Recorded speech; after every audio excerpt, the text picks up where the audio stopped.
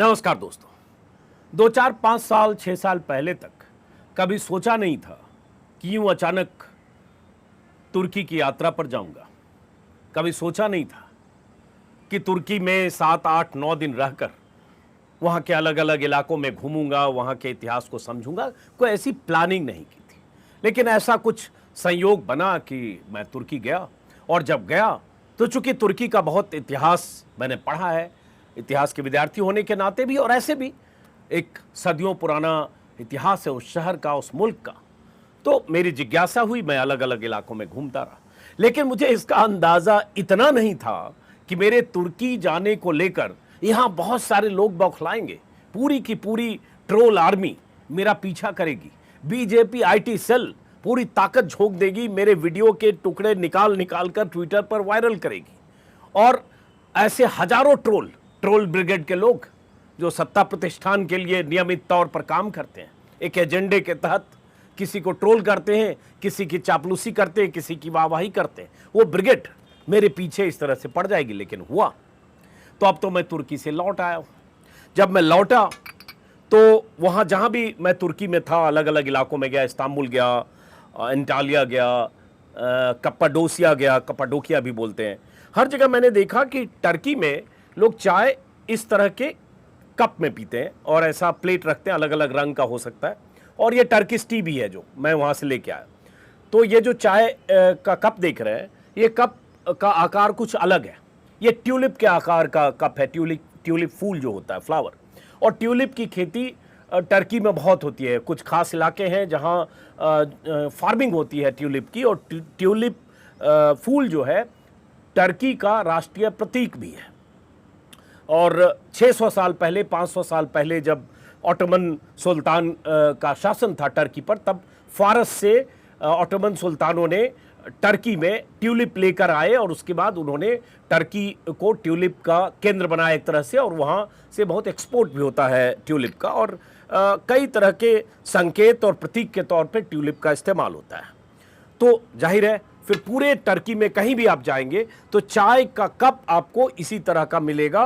कहीं ग्लास हो सकता है, कहीं सिरामिक हो सकता है, कहीं चीनी मिट्टी हो सकता है, कहीं कुछ और मेटल हो सकता है, इसके नीचे मेटल हो सकता है, लेकिन आकार हर जगह पूरे टर्की में मुझे 8 दिनों में यही दिखा। और लोग वहाँ चाय बहुत पीते हैं।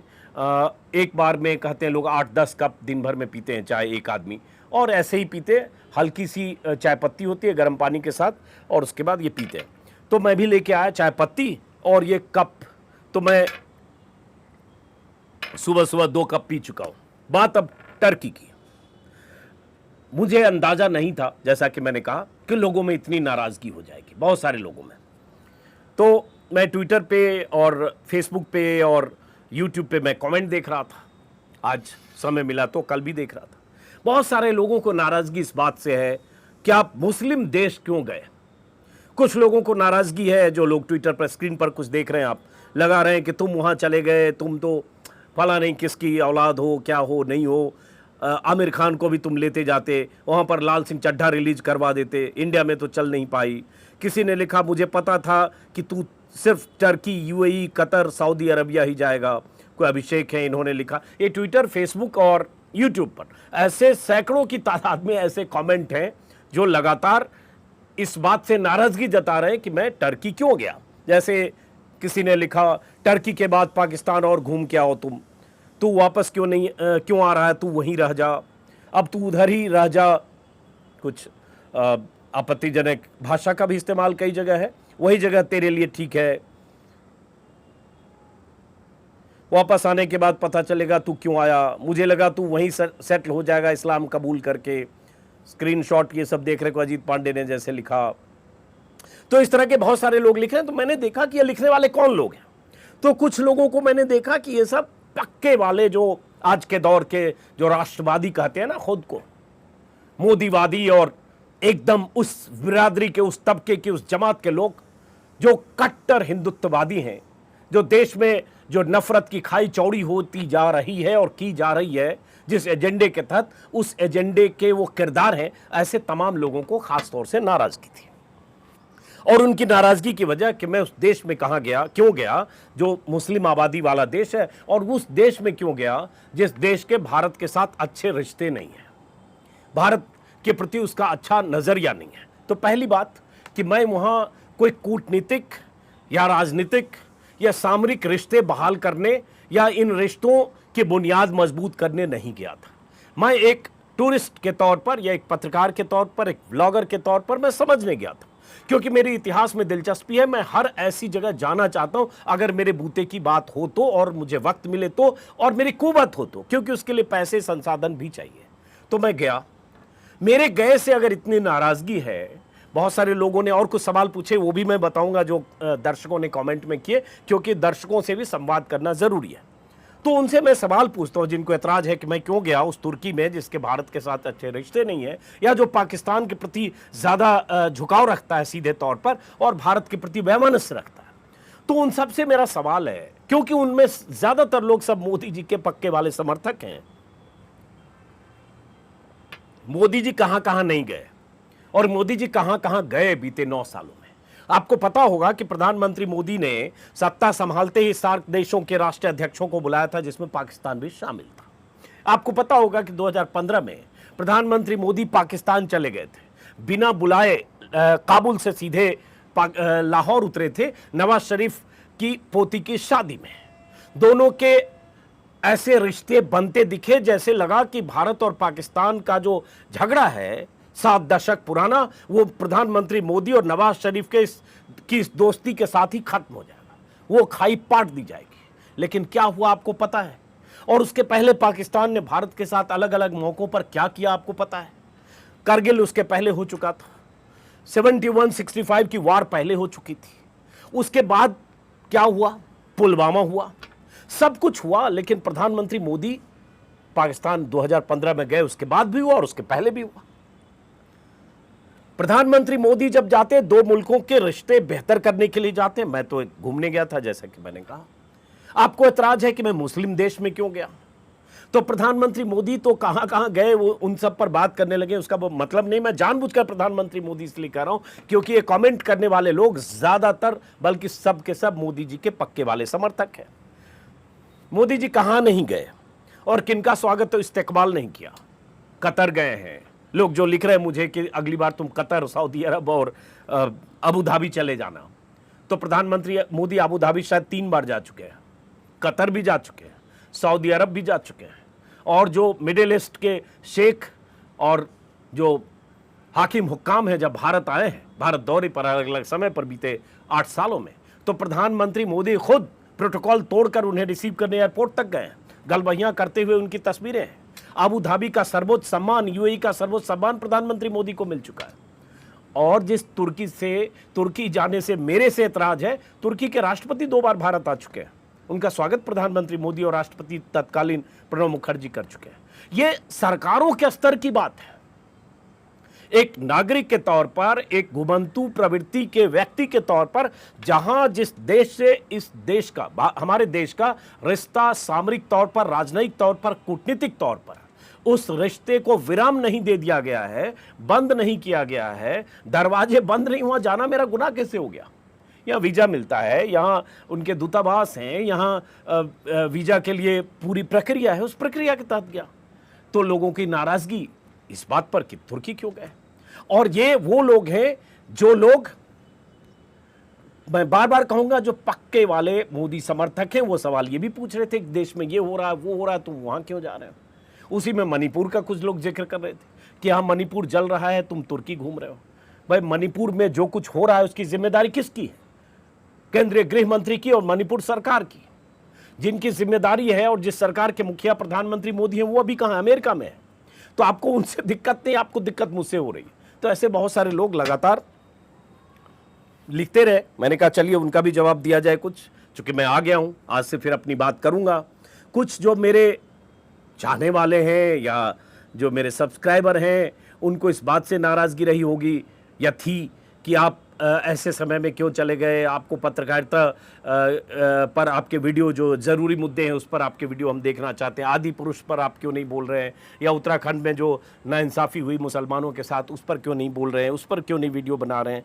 और आपको इन सब चीज़ों से हटकर जो आप टूरिज़्म और इन सब की बात कर रहे हैं, टर्की की, इन सब से हटकर हमने तो इसलिए सब्सक्राइब किया क्योंकि आप ज़रूरी मुद्दों पर, ज्वलंत मुद्दों पर बात करेंगे।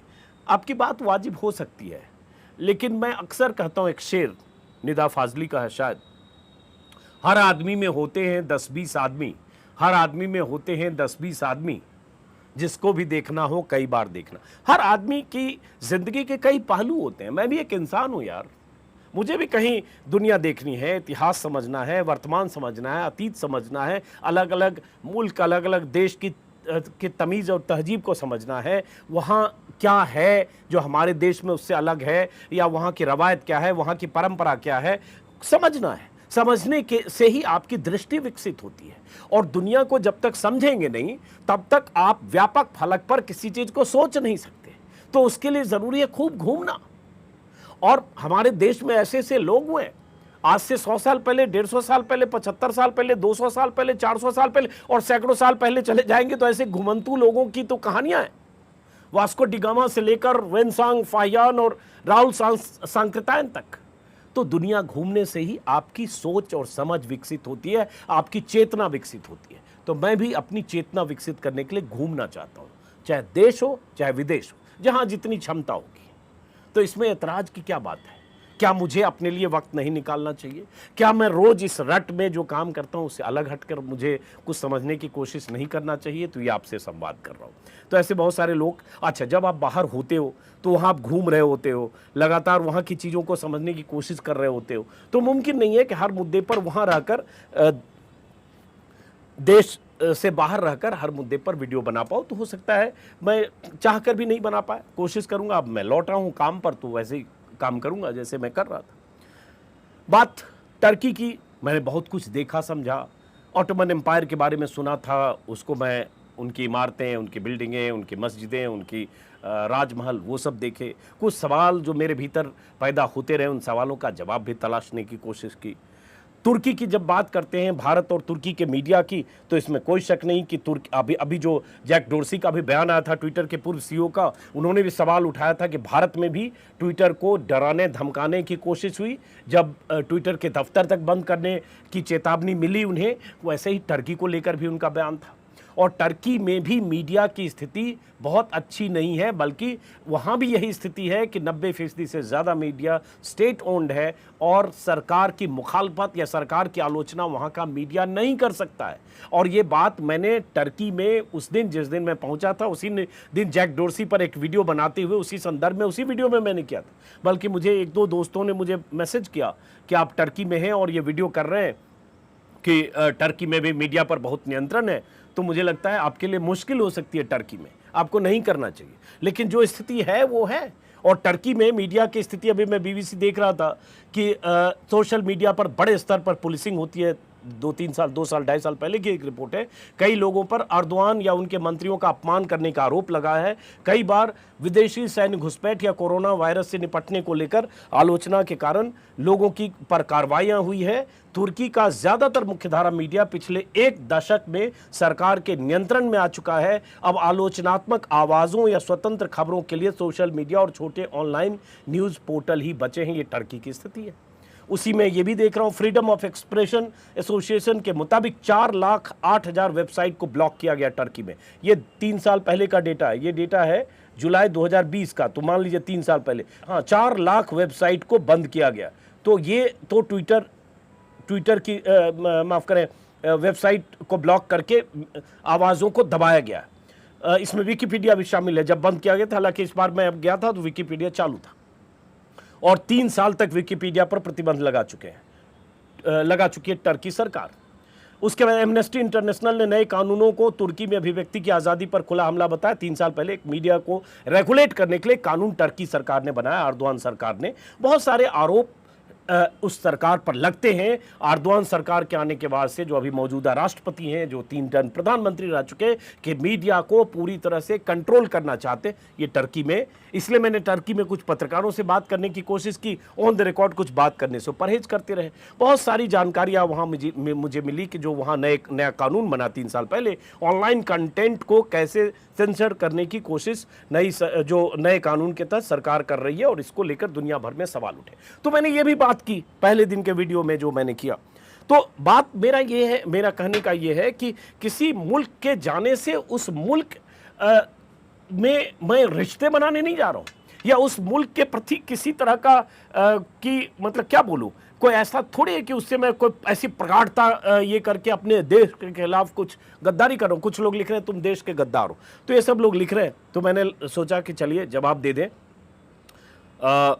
जहां जहां मेरे जाने से आपको एतराज है, वहां वहां मोदी जी पहले जाते रहे, आते रहे, वहाँ के राष्ट्राध्यक्ष आते रहे। बहुत सारे लोग लिख रहे हैं पाकिस्तान घुमाओ, यहाँ घुमाओ, तुम तो ये हो गए, मतलब क्या बोलूँ, बहुत सारी चीज़ें मैं देख रहा हूँ ट्विटर पर लगातार मुझे लिखा जा रहा है। तो खैर, तो मेरा मकसद सिर्फ ये था कि मैं वापस आ गया हूँ। टर्की सिर्फ घूमने गया था, समझने गया था। और अगर आपको मेरे से इतनी दिक्कत है तो दिक्कत प्रधानमंत्री मोदी से होनी चाहिए। चीन, अब मुझे लिख रहे हैं तुम अब चीन चले जाओ। अरे चीन मैं तो जब जाऊंगा, मैं नहीं गया हूं, लेकिन चीन प्रधानमंत्री मोदी, मुख्यमंत्री के तौर पर मोदी, और चीन के जो शी जिनपिंग आए थे, किस तरह से प्रधानमंत्री मोदी ने उनका आवभगत किया था, झूला झुलाया। और उसके बाद जिस समय शी जिनपिंग भारत में थे, उसी समय क्या हो रहा था, भारत चीन सीमा पर घुसपैठ हो रही थी, वो सब सामने है। और उसके बाद गलवान में क्या हुआ, वो सामने है। भारत और चीन की दोस्ती की नई बुनियाद प्रधानमंत्री मोदी अपनी तरह से रखने की कोशिश कर रहे थे, और उसके बाद भी चीन अपनी फितरत से बाज नहीं आया, और उसने पीठ में छुरा भोंकना था, भोंका। तो ये जिम्मेदारी कुछ सरकारों की है। आप हमारी जिम्मेदारी क्यों तय करना चाहते हैं कि हम वहां नहीं जाए? भारत ने क्या चीन जाना आना बंद कर दिया? क्या भारत ने चीनी दूतावास को बंद कर दिया? क्या भारत ने चीन से राजनयिक रिश्ते खत्म कर लिए? क्या भारत ने टर्की से राजनयिक रिश्ते खत्म कर लिए? क्या भारत ने और उन देशों से जिन पर आपको नाराजगी है कि मैं कल को चला जाऊं, आप अपने रिश्ते खत्म कर लिए? तो मुझसे नाराजगी करने की बजाय थोड़ी समझदारी विकसित कीजिए, मेरा सिर्फ इतना कहना। और तमाम उन शुभ चिंतकों से जिन्हें लगता है कि मैं पत्रकारिता के मूल धर्म को छोड़कर मैं ब्लॉग क्यों बना रहा हूं, या एक टूरिस्ट की तरह क्यों घूम रहा हूं, उनसे सिर्फ वही बात कि मेरे भीतर भी कुछ एक क्षय होती है समझने की। देश काल परिस्थिति और इतिहास, अतीत और वर्तमान पहले भी कर चुका, वो समझने के लिए ज़रूरी है कि मैं बाहर निकलूं, देखूं, समझूं, ज़्यादा से ज़्यादा लोगों से बात करूं और अपनी समझ को विकसित करूं। तो मेरा सिर्फ इतना इरादा था। अब वापस आ गया हूं, और यहाँ गर्मी भी काफ़ी है। तो अब जो सिलसिला 10 दिनों से थम गया था, वो सिलसिला फिर शुरू करेंगे। नाराज़ मत होइए, देखते रहिए।